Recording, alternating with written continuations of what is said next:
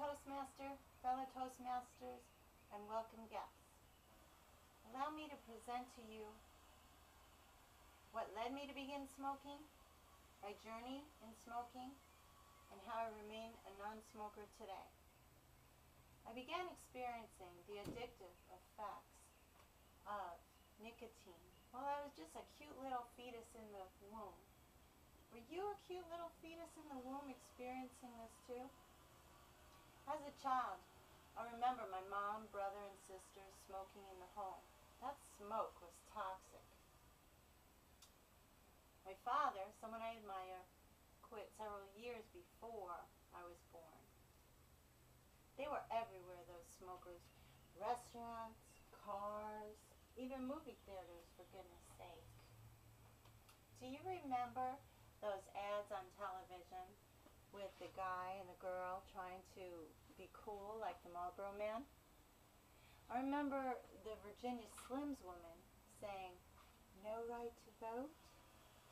Smoke in front of a man? Heaven forbid. Now you have your own cigarette. You've come a long way, baby."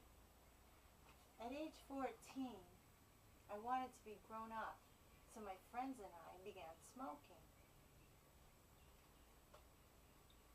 Say hello to my little friend. I felt cool. I felt grown up. I smoked at parties. I smoked alone. I smoked to relax. I smoked on the phone. This friend was there for me. No questions asked. No arguing. Just a subtle infiltration of my healthy cells and a quiet stealing of my self-respect. Yes, I felt cool, but I also felt ashamed. I thought my father would be so disappointed. And I felt conflicted. How could I do all those sports and secretly smoke? Who am I thought. At age 22, I was getting sick of thinking negative thoughts about myself, such as, I must be weak to not be able to quit this nasty, filthy, deadly habit of smoking. I must be stupid for putting poison into my lungs. My mom had just suffered a stroke, and I knew that smoking was part of the reason. I didn't want the same fate. So I began to quit for a few hours, days, and weeks at a time.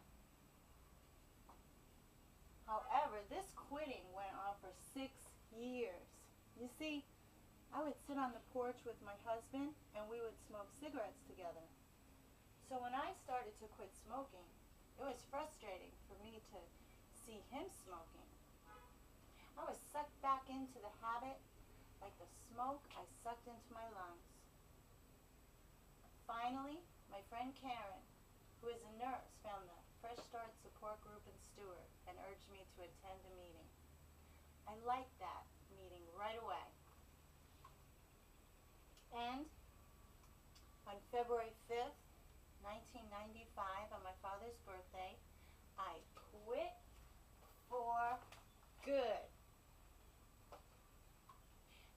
I spent the first 3 days after quitting at Karen's apartment because the first 3 days were the hardest part of the withdrawal process, and she helped me through it. It was soon after that that I began a branch of the Fresh Start support group at the Port St. Lucie Library, and sometimes there was just 1, 2, or 0 people besides me at the meetings, but I knew I had to be committed because this was going to help me remain a non-smoker. The Fresh Start support group gave me a cassette tape to listen to in the car. So I put it in, and I was reprogramming my mind while I was driving. It asked me to say out loud, "I am a non-smoker. I choose to breathe fresh air." And that really did help me. Most importantly, whenever I had the urge to smoke, I prayed to God and I said, "God, please get me through this next urge." And I know with certainty that when I relied on God's strength, I was successful in quitting. In closing, after 19 years, There are 3 tools that I use to remain a non-smoker. And I hope that these 3 tools can help you in your challenge to quit smoking or whatever it is that you want to change in your life.